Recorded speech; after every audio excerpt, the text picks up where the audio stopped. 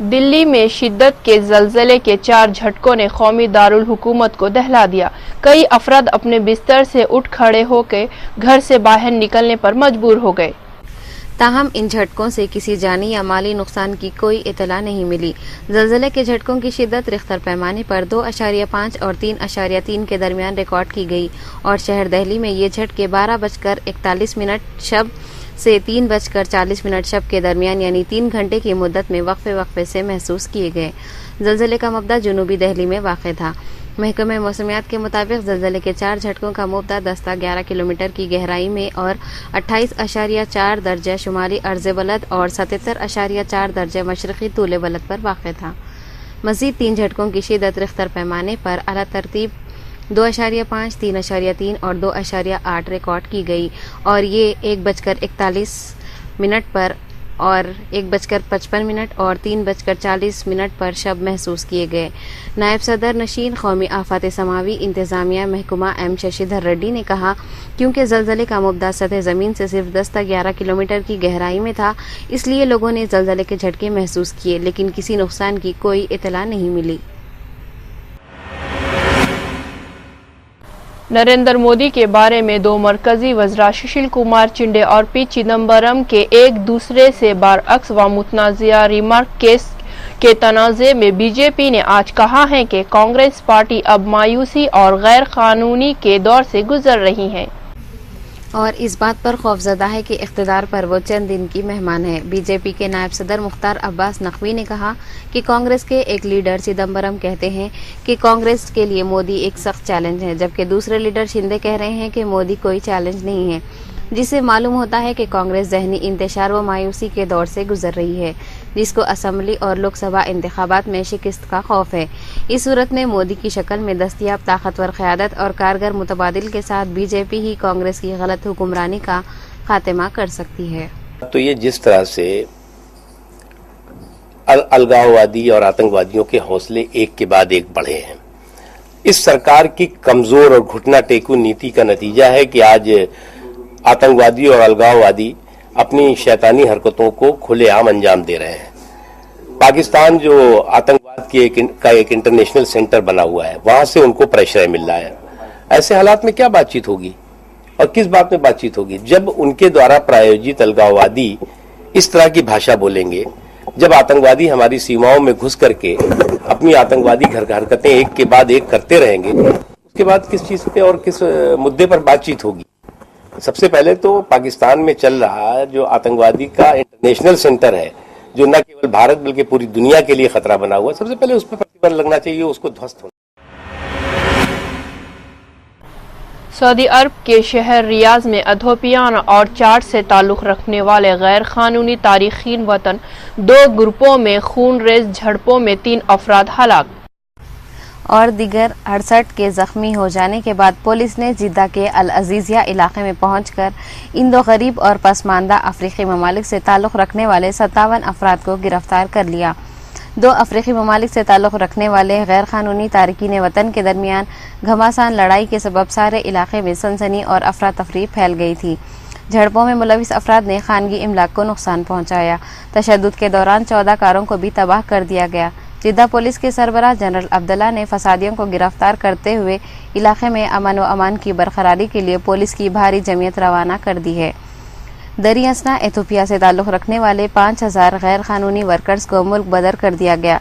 इसके बाद इस इलाके के आम हालात बहाल कर लिए गए, जहां हफ्ते को ज़बरदस्त झड़पें हुई थी। इन झड़पों में इथियोपिया की 76 खवातीन भी मुलविस पाई गई, जिन्हें गिरफ्तार किया गया है। इथियोपिया के 17,000 गैर कानूनी वर्कर्स ने खुद को हुकाम के हवाले कर दिया है। जिद्दा और रियाज के मुख्तलिफ इलाकों में गड़बड़ करने वाले 1199 अफराद को गिरफ्तार किया गया है, जिनमें 119 औरतें और 11 बच्चे शामिल हैं।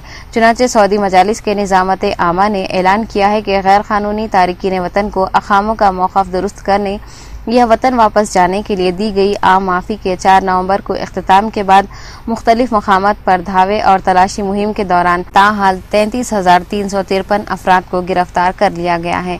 निज़ामत आमा मजालिस के तर्जुमान अब्दुल्ला ने कहा है कि इथियोपिया और चाड के 14,304 अफराद को मुल्क बदर किया जा चुका है। a large number of people, 7 to 8 million, different nationalities, ethnic groups, language barriers, and 6 months did do something, but I think that government should now check around and see what can be done for those who still have visas and for those overstayers. अमरीकी सदर Barack Obama की मकबूलियत कम तरीन सहते तक पहुंची गई। कोयनी pack university की जानिब से कराए गए सर्वे के मुताबिक अमरीकियों की बड़ी तादाद ने सदर ओबामा को बेईमान और नाकाबिले एतबार करार दिया है। 54% शहरियों ने बाराक ओबामा की सदारत को मायूस कुन करार दिया, जबकि 39% शहरी बाराक ओबामा की कारकर्दगी से मुतमईन हैं। Gary's never once let his team forget what this is all about. The American people. The man I've chosen to succeed Gary at the CFTC is Timothy Messent. And for the past few years, Tim has been charged with, let's face it, the thankless task of winding down a program that no one ever particularly liked, the Troubled Asset Relief Program, also known as TARP. It's important to realize that financial reform is not about punishment. It's about making sure that everybody plays by the same set of clear and transparent rules that encourage responsible innovation and competition and discourage. Punjab और Haryana high court ने Bollywood director Sanjay Leela Bhansali की जानिब से दाखिल करदा एक दरख्वास्त पर रियासती हुकूमत को एक नोटिस जारी की है। दरख्वास्त दाखिल करने वालों में एक्ट्रेस दीपिका पादुकोण और रणवीर सिंह भी शामिल हैं। इन्होंने दरख्वास्त में उनके खिलाफ दर्ज की गई एक FIR को खारिज करने की इस्तदा की थी। FIR में ये इल्ज़ाम आयद किया गया था कि इन्होंने अपनी नई फिल्म रामलीला के जरिए हिंदू तबके के मजहबी जज्बात को मजरू किया है। जस्टिस जितेंद्र चौहान ने रियासत पंजाब और शिकायत कुनिंदा ललित कुमार को 14 नवंबर तक अपने जवाबात दाखिल करने की हिदायत की है।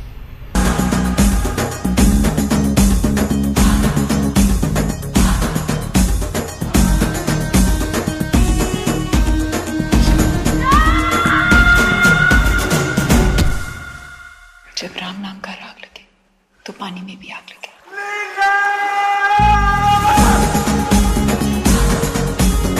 सवारियों का नया दौर।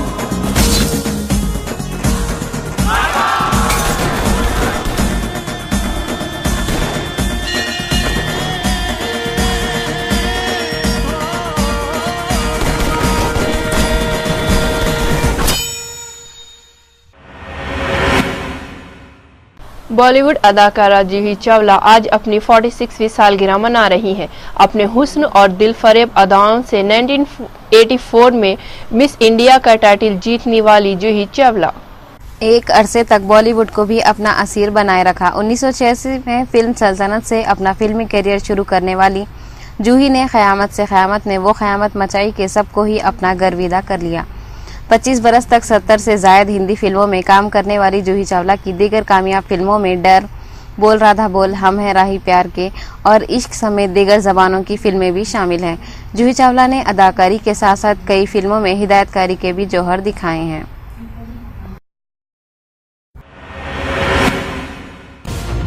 और आखिरी में सुर्खियां एक बार फिर।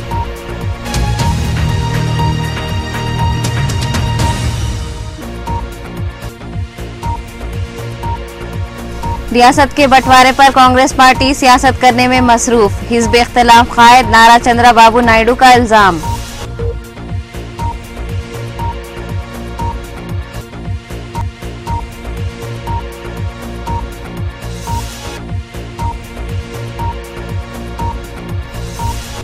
जिला अनंतपुर में सड़क हादसा, 3 बाइक सवार बरसरे मौका हलाक।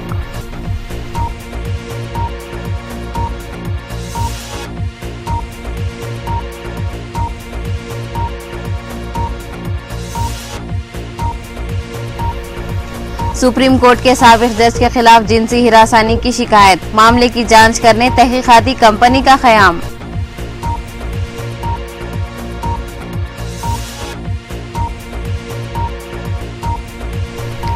और मुल्क व कौमी दारुल हुकूमत में जलजले के झटके, मकीनों में खौफ व हरास की लहर।